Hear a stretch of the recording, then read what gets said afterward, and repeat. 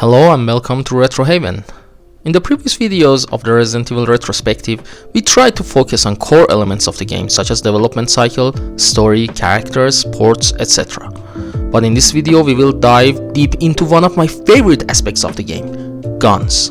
The guns in this game are amazingly crafted and they are an essential part of experience. And since I have some first-hand experience with weapons in my military service, I gotta say that this part of the game was an old hobby of mine. So on this basis we will give rating 1 for realism and another one for usefulness of each weapon inside the game. With that said, let's go and take a closer look at Resident Evil 1 weapons in Resident Evil Retrospective Part 6. Combat Knife. Okay guys, let's start with the worst.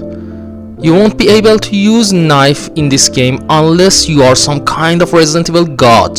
The knife in this game was modeled after a generic combat knife that you can find in any military group. The knife is mostly unusable in normal playthrough, but since it is the only weapon that Chris has at the beginning of the game, we are obliged to rate it. The first rating is 100 out of 100 because it's a very realistic model, and you can see this knife in many real life situations when army is involved. But when it comes to the usefulness inside the game, 10 out of 100 would be more appropriate. Beretta M92FS. The basic handgun that you can see in your inventory for most of the game. Both Chris and Jill have this weapon, but Chris will get it a little bit later than Jill. The power of this weapon is almost the same as knife, but there is a world of difference between the two when it comes to the usefulness. This handgun in the original game was the standard model given to every STARS members and used 9mm ammunition, which was easily accessible through the most of the game. There is somewhere between 1 to 10% of chance for critical hit with this gun, but I would not place my chips on it because it's so inconsistent and it comes as a surprise when you kill a zombie with just one hit most of the times.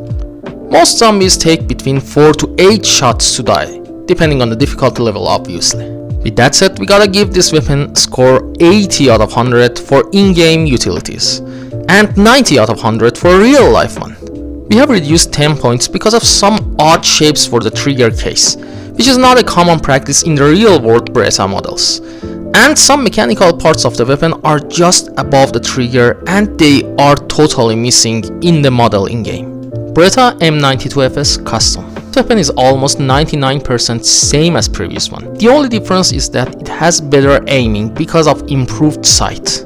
And it is notable to say that you can't find this handgun in the original game, and later releases made it accessible in advanced and arrange modes. In-game rating is a little bit better than the previous one and it is 82 out of 100, but since the model used some bright colors for the metal and handle used in the gun, PS1 graphics gives us a huge kick in the real life rating, and the best we can give is 70 out of 100 here. Clips. Okay, about the clips for this gun, I gotta say that they use standard 9mm rounds. There is something interesting about these clips inside the game. Chris has a higher chance of getting more bullets per pick. In each playthrough you will be able to pick between 250 to 350 bullets. And they are very effective against dogs, crows, zombies, but not much effective against some strong enemies.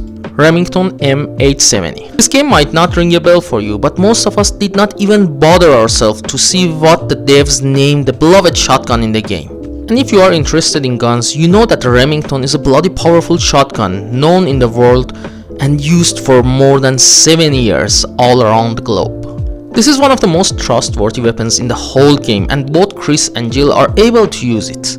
It uses the typical shotgun shells and can be categorized as a pump action shotgun. The in-game rating for this gun is 100 out of 100 without a doubt, because it's the most useful gun in the whole game. When it comes to the model and the real life version, I gotta give this shotgun 55 out of 100. A huge amount of details are missing in the game model, and the color of the handle is way off.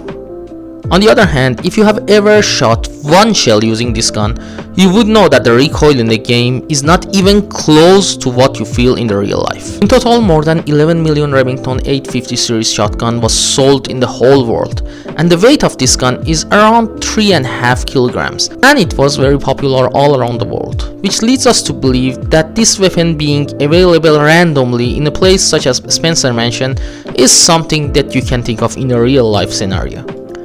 Shells for shotgun in this game are a standard category class, and you cannot expect them to be as effective as slug shells, but they do extremely well nonetheless. Shotgun ammo in this game is not extremely rare, but it's not as frequent as handgun bullet either. In a normal playthrough, once again you will find more shotgun shells as Chris. This is true in both number of picks and number of shells per pick. So in each playthrough you will be able to pick between 80 to 120 shells based on your character.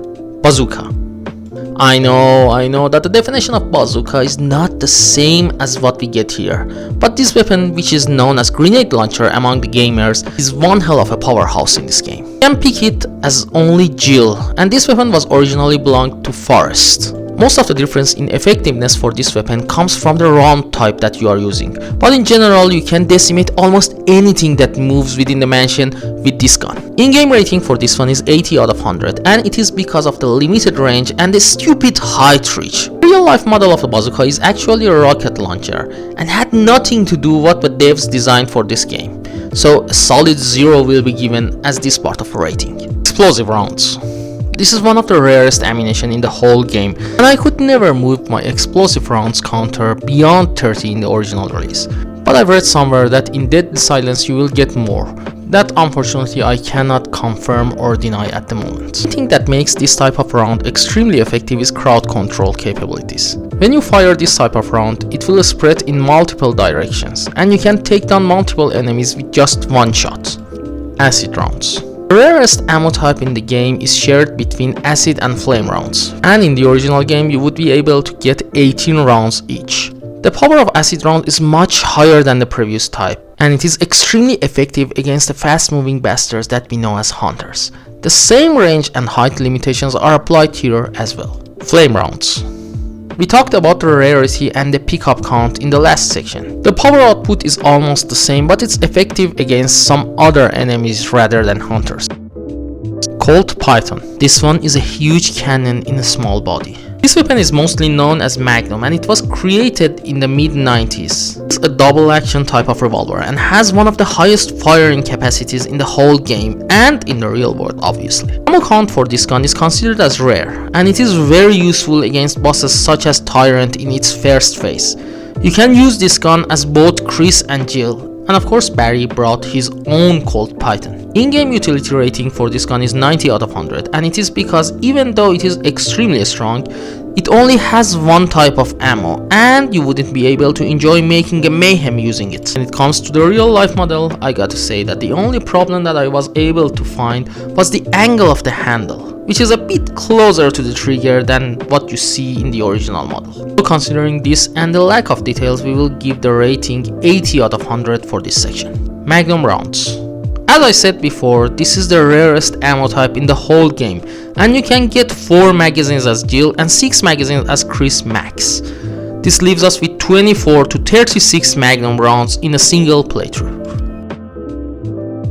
Flamethrower. Flamethrower is only accessible as Chris in the original game, but in Deadly Silence Rebirth mode you can get it as Jill as well. To be honest, this gun is more used as a key in the underground passageway, but if you are keen, then you can pick it up on your way out. Very useful for fast moving enemies such as dogs and crows, but since you get it in the later half of the game, it's not that useful that it could be in the beginning. The in-game utility rating for this one is 60 out of 100 because it's not that useful when you get it. But the real life model is hard to judge because the name is too general, so we judge it based on the look itself, and we give it a solid 80 out of 100. Rocket launcher. Unfortunately, this weapon will be available to you in the last minutes of the game. When the Chicken Heart Brad drops it to save the day, you will pick this weapon and eliminate the Tyrant once and for all. The ammo count is not relevant here because you use it only once to kill the Tyrant. But if you beat the game under 3 hours, you will get unlimited ammo for this weapon at the beginning, and you can create a huge new experience for your own. God knows how satisfying it is to obliterate everything and blow up every single zombie in the mansion with infinite rocket launcher.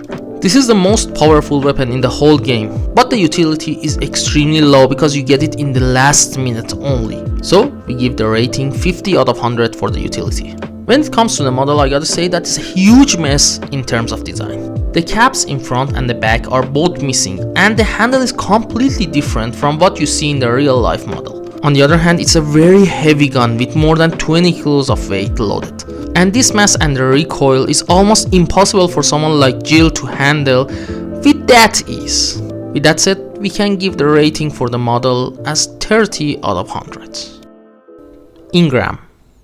This weapon might not ring the bell for many of you because it's exclusive to Jill and it's only unlockable in PC version of the game. The in-game utility of this gun is not that high because it has the same power as handgun but with higher firing rate, so we give it 60 out of 100 since it's not available at the beginning of the original campaign. When it comes to modeling and the real life version, I gotta say that this is an impressive model for a 32-bit console, so we give it complete and solid 100 out of 100. Mini-Me. Another PC exclusive, but this time for Chris. For those who wondered what the Chris is holding in the cover of the game, I gotta say that the closest thing that you can get in the whole game to that monstrosity that you can see in that picture is Mini-Me. It is very powerful, but since it is an unlockable award, the game utility drops to 60 out of 100. The real life model is another story. The real life model of this weapon is extremely customizable, so it's hard to judge based on what we see in the game. To be honest, I love the color and the details you can find in this gun. And since I am the one with the microphone and you have no control over the ratings at this moment, I give 100 out of 100, so you can give your own. Okay guys, thank you for watching this video. Please like and share it with the others, so we can have more awesome audience such as yourself. Please subscribe to our channel if you haven't already, and don't forget to click on the bell icon to get notified about our latest videos. With that said, this is Daniel from Retro Haven and I will see you guys in the next video.